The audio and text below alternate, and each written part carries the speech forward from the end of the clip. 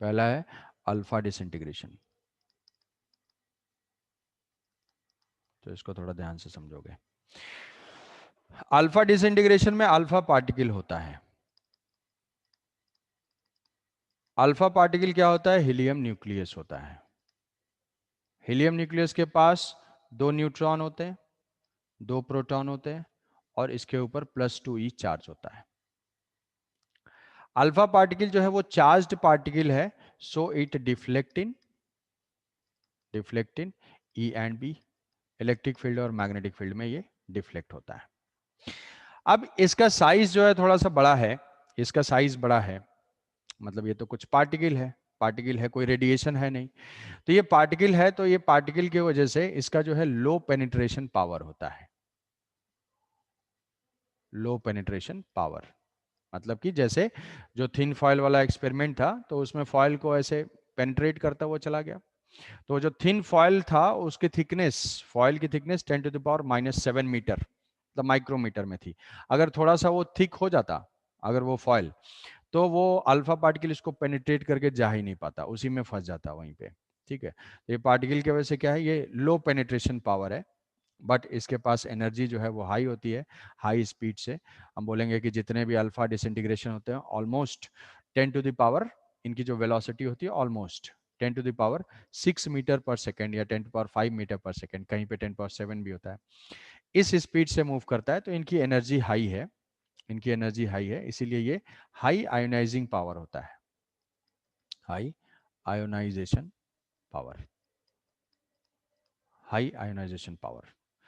तो alpha particles जो है वो हीलियम न्यूक्लियस है, पॉजिटिवली चार्ज है, इलेक्ट्रिक फील्ड मैग्नेटिक फील्ड में डिफ्लेक्ट होंगे, पेनिट्रेशन पावर लेस है, आयोनाइजेशन पावर हाई है, स्पीड भी इनकी ज़्यादा है, but not as compare to gamma. Gamma जो है वो तो रेडिएशन है, गामा रेडिएशन वो तो इलेक्ट्रोमैग्नेटिक वेव है, इलेक्ट्रोमैग्नेटिक वेव जो है वो तो स्पीड लाइट ऑफ स्पीड की लाइट की speed. Light speed of light से चलता है। तो अल्फा उस मामले में स्लो है, गामा रेडिएशन से स्लो है। तो ये है, हो गई इसकी प्रॉपर्टीज। अब अगर ये होता है तो इससे क्या इफेक्ट पड़ेगा, मतलब एटॉमिक नंबर और मास नंबर अगर कोई न्यूक्लियस शो करता है, तो ये जो है एक्स कन्वर्ट हुआ AXZ है न्यूक्लियस, यहां से ये कन्वर्ट हुआ तो इसके अल्फा पार्टिकल रिलीज हुआ, अल्फा पार्टिकल हीलियम न्यूक्लियस है, तो इसका जो मास नंबर है वो 4 से कम हो जाएगा, ये वाई बन रहा है, वाई जो है A-4 हो जाएगा, और ये क्या होगा, 2 से कम होगा। तो यहाँ पे हीलियम न्यूक्लियस बना He24, ये बन गया, प्लस यहाँ पे Q वैल्यू रिलीज हुई। तो मास नंबर में 4 का डिफरेंस आएगा और एटॉमिक नंबर में 2 का डिफरेंस आएगा, एटॉमिक नंबर में 2 का डिफरेंस आएगा। ये हम मानते हैं कि ये जो न्यूक्लियस है ये रेस्ट में है, ये न्यूक्लियस रेस्ट में है, और ये डिसइंटीग्रेट हुआ, ये डिसइंटीग्रेट होकर अल्फा पार्टिकल रिलीज किया। अब अल्फा पार्टिकल रिलीज किया तो कुछ क्यू वैल्यू जनरेट हुई, कुछ क्यू वैल्यू जनरेट हुई, तो वो क्यू वैल्यू कहाँ जाएगा भाई, वो क्यू वैल्यू इस वाई के और अल्फा पार्टिकल के काइनेटिक एनर्जी में होगी। ठीक है, तो मैं इसका क्यू वैल्यू कैलकुलेट करता हूं। क्यू वैल्यू का मतलब है mass of product, Q value. ये एक्सरसाइज तुम्हें खुद से करना पड़ेगा, एक बार लिखना पड़ेगा ना। तो जैसे मान लो कि अल्फा पार्टिकल्स अगर काउंट करने के लिए आता है, ठीक है, कि यूरेनियम 238 जो है कन्वर्ट हो गया लेड 206, जो भी है, जो भी मान लो T206 में कन्वर्ट हो गया, तो कितने अल्फा पार्टिकल्स निकले इसमें से। तो अल्फा पार्टिकल्स काउंट करने के लिए क्या देखोगे, डिफरेंस इन मास नंबर। ठीक है, मान लिया कि x number of alpha particles निकले, तो मास नंबर का डिफरेंस कितना आ गया, 32। तो 32 का डिफरेंस हुआ, और 32 is equal to x into 1 से 4 का डिफरेंस होता है, 1 से 4 का डिफरेंस होता है, तो x की वैल्यू आ जाएगी 8, ऐसे काउंट हो जाएगा। सिंपल कैलकुलेशन है कि अगर मुझे यहाँ से पेरेंट न्यूक्लियस नोन है और इसको बोलते हैं डॉटर न्यूक्लियस, ठीक है, डॉटर न्यूक्लियस, सन न्यूक्लियस नहीं होता है, ये जो है डॉटर न्यूक्लियस। तो डॉटर न्यूक्लियस में जो मास नंबर है और सन का, सॉरी, ये जो पेरेंट का जो न्यूक्लियस है, इनका डिफरेंस लेंगे, तो जो मास नंबर में डिफरेंस है दैट डिफरेंस डिवाइडेड बाई 4 क्या दे देगा, नंबर ऑफ अल्फा पार्टिकल्स। ये काउंट करने के लिए आएगा, तो ऐसे हम काउंट कर लेंगे, ऐसे जो है हम काउंट कर लेंगे। तो Q की वैल्यू हो जाएगी क्या, mass of Z, mass of Z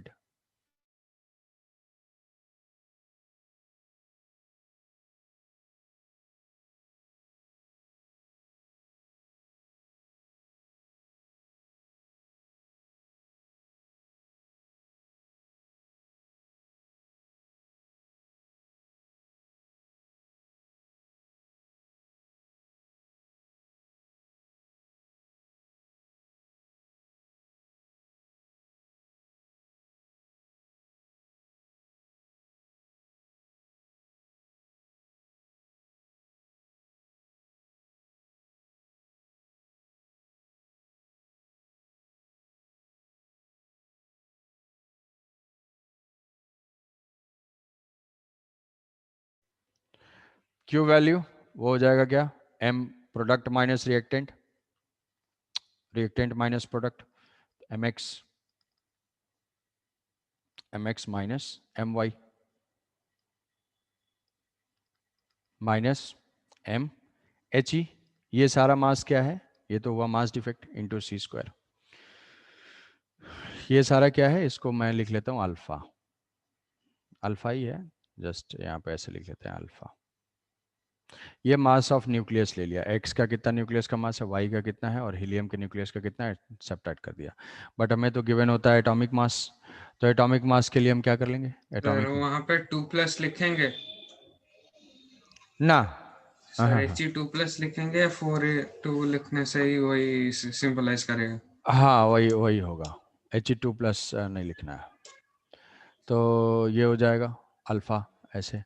तो इसको हम क्या लिखेंगे, Z जो मास ऑफ एक्स है, मास ऑफ एटम, यहाँ पे ये न्यूक्लियस का मास है, न्यूक्लियस। अब हम एटम का मास लेते हैं, तो x इसमें से क्या कर देंगे, सब्ट्रैक्ट कर देंगे क्या, z number of mass of electron, तो आ गया mass of nucleus, minus minus जो है mass of y, minus z minus 2 mass of electron, minus mass of helium, mass of alpha particle.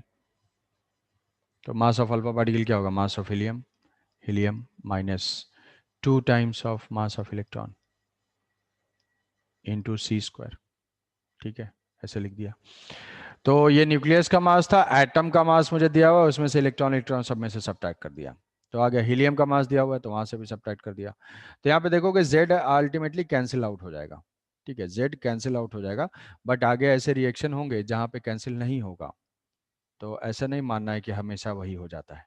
ये देखो mx, यहाँ -ZMe है, यहाँ पे +2 है, लिख ही लेते हैं इसको, -ZMe -My, और फिर ये minus minus plus Z -2Me, और यहाँ पे -MHE minus plus 2Me into C square. अब ये देखो -ZMe और ये +ZMe कैंसिल आउट हो जाएगा, +2Me -2Me ये कैंसिल आउट हो जाएगा, ये तीनों कैंसिल आउट हो गए, तो क्या आ जाएगा, mx minus Q is equal to, same equation atomic number के टर्म्स में भी आ जाएगा। तो मास ऑफ एटम दिया होगा तो हम डायरेक्ट डिफरेंस ले लेंगे, और वो AMU में होगा, तो हम ऐसे कर सकते हैं कि इन AMU, इन AMU ये हो जाएगा इन AMU, अगर ऐसे लिखेंगे mx minus my minus MHE in AMU अगर है into 931.5 mega electron volt, yes sir. ठीक है, ऐसे करेंगे तो Q वैल्यू आ जाएगी। तो ये हो जाएगा इसका Q value, Q value of the reaction. तो कोई भी अल्फा डिसइंटीग्रेशन हो रहा होगा, रिएक्शन दिया हुआ होगा, ये वैल्यूज दी हुई रहेंगी, और वहाँ से हम उसको पुट कर देंगे, वहाँ से पुट करके उसके लिए Q वैल्यू AMU में ही होगा, तो AMU में फाइंड करेंगे, मास डिफेक्ट बोल सकते हैं इसको, इंटू 931.5। अब देखो पॉइंट इसमें ये है इसमें पॉइंट ये है कि अब ये क्यू जाएगा किस में। अब देखो समझने वाली बात यहाँ पे है थोड़ा सा, ये जाएगा किस में, ये तो उनके काइनेटिक एनर्जी में जाएगा, बट मुझे पता है कि भाई एक्स तो रेस्ट में है, एक्स जो है यहाँ पे थोड़ा समझना, एक्स रेस्ट में है, तो जो इनिशियल मोमेंटम है सिस्टम का वो जीरो है, तो फाइनल मोमेंटम भी जीरो होगा, conservation of linear momentum. Final momentum किसका होगा? Yes sir. Momentum of alpha particle plus momentum of Y, ये होगा, ये वेक्टर वाइज जो है ये जीरो होगा। मतलब क्या हुआ कि जो अल्फा पार्टिकल Yes, होगा that is equal to minus of P Y. इसका मतलब क्या है कि जो वाई है और जो अल्फा है ये दोनों अपोजिट में जाएंगे ऐसे, तभी तो कैंसिल आउट करेंगे। एक्स जीरो है और दो वेक्टर कैंसिल करना है तो अपोजिट डायरेक्शन में आएगा, यही आ रहा है कि P alpha is equal to minus of P Y.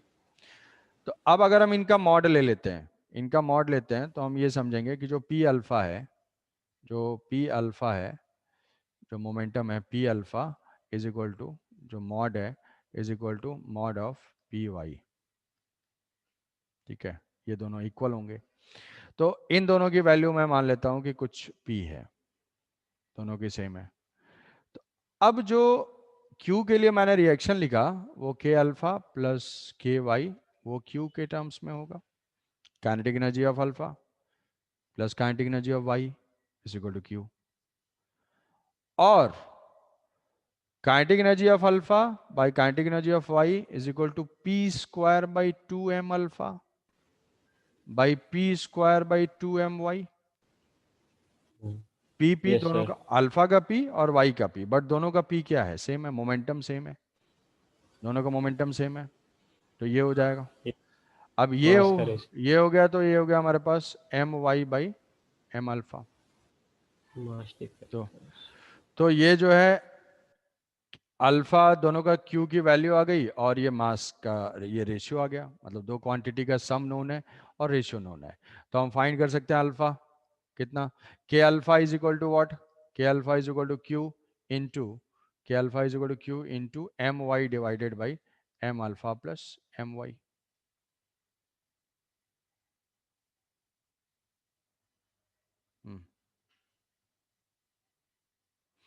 तो ये हो जाएगा के वाई, और ऐसे हो जाएगी K Y is equal to, इसी इक्वेशन को सॉल्व कर लेंगे, M alpha M alpha into Q, M alpha into Q divided by M alpha plus M M alpha plus M. M Y, ये हो जाएगा। तो ये दोनों की मैंने एनर्जी निकाल ली। अब एनर्जी निकालेंगे तो सीधा सीधा ये सोचो कि mass of neutron and proton, तो ये तो सेम ही होंगे, तो ये मास ऑफ वाई में क्या हो जाएगा, मास ऑफ वाई, अब थोड़ा ये सोचो, अप्रोक्सीमेटली अगर हम लिखेंगे तो वो a minus Z of mass of proton. Mass of alpha क्या होगा, mass of alpha 4 into mass of proton, और मास ऑफ, हाँ ठीक है, ये चीज़ ठीक है, अल्फा जो है 4 मास ऑफ प्रोटॉन, भाई न्यूट्रॉन भी है उसमें दो, बट ऑलमोस्ट दोनों सेम है, यहाँ पुट कर देंगे। Mass of Y is equal to A minus Z mass of proton, ये पुट कर देंगे, दोनों को ऐड कर दो, दोनों को ऐड करोगे तो ये इक्वेशन रिड्यूस हो जाएगा, Q A minus Z by Z by A, sorry गलत, ए माइनस 4, वाई में से तो 4 कम है ना, 4 कम है, तो ये हो जाएगा ए माइनस 4,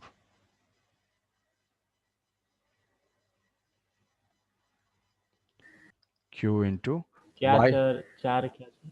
वो न्यूक्लियॉन्स कम है, मास वाई ऑफ प्रोटॉन लिखेंगे ना, मास ऑफ तो प्रोटॉन, अच्छा हाँ, न्यूट्रॉन जैसे ए नहीं माइनस जेड कर रहे हैं।